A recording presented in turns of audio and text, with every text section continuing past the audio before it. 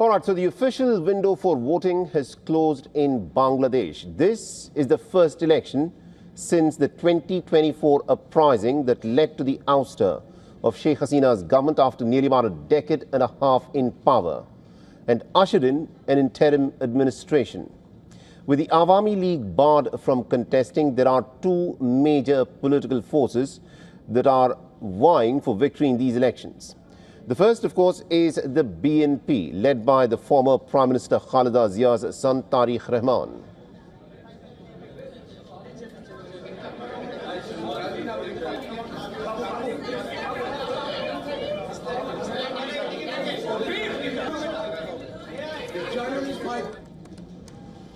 And the second is the coalition of the Islamist parties led by the Jamaat-e-Islami. Opinion polls vary widely, though most are giving the BNP the lead, with some suggesting a knife-edge race.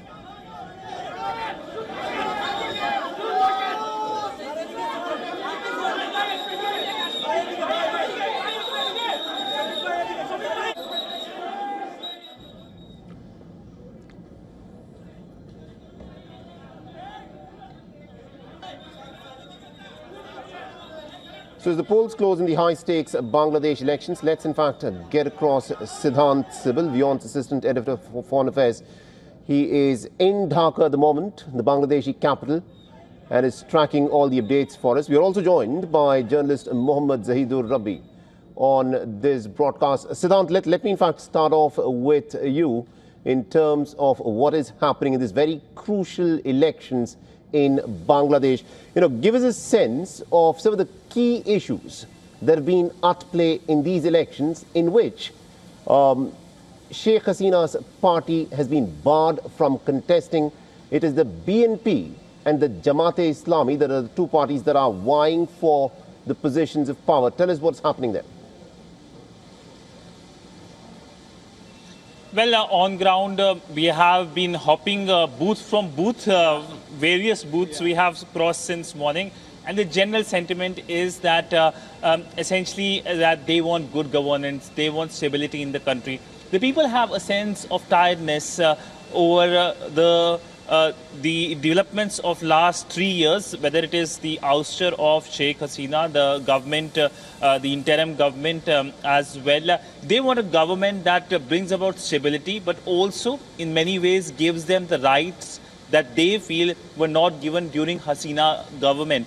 And today for them was a mood of festival in many ways. Many were essentially saying and telling that they have voted for the first time in 15 years.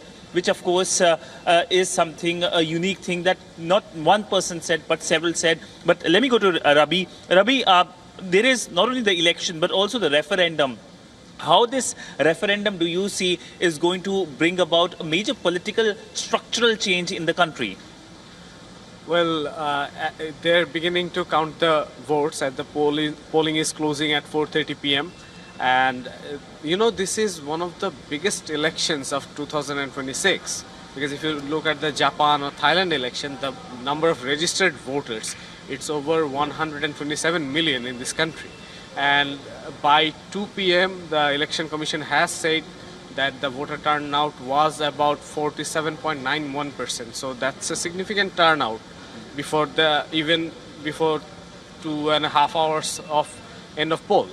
So there's the parliamentary election alongside the referendum election. So as they begin counting, we're going to be watching what's happening and if it's a yes or a no, because for the last 3 referendum we have seen yes winning. So this time, will it be any different? Let's see. Mohammed, it's just past 4:39 p.m. here in Dhaka. That basically means that the voting is officially closed now. In that building where we are standing outside the Election Commission, all action comes here. It will be the hub of activity as the results will be brought out. Indeed. Now, the counting of the votes, of course, will take place. Siddhant, can you give us a sense as to how soon we can expect to see the results? When can we see some conclusive numbers coming forth as to who has actually managed to win in the elections? Now, the BNP and the Jamaat-e-Islami, give us a sense of how strong their positions are in these elections where the voting is just concluded, given the fact that the Awami League is not in contention this time round? Well, I think Tariq Rahman is fairly confident. You look at his body language today when he voted along with his wife and daughter. They all came and it was a media spectacle. We both were present there. And it was a place where you can't even walk properly because of the massive gathering there. But yes, the counting, the first initial elements perhaps we'll get by late night today. And perhaps Rabi can put in more word that, Rabi, you have more ears on on the ground. Now, when do you think that there will be a government formation or the final results being declared?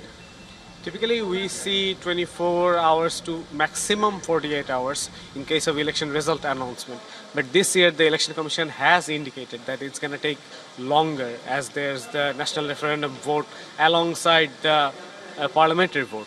They're going to have to separate the white ballots and the pink ballots. They're going to have to separate the yes and the no and all the candidates. There are over 2,000 candidates, including the independent candidates. So it's going to take time.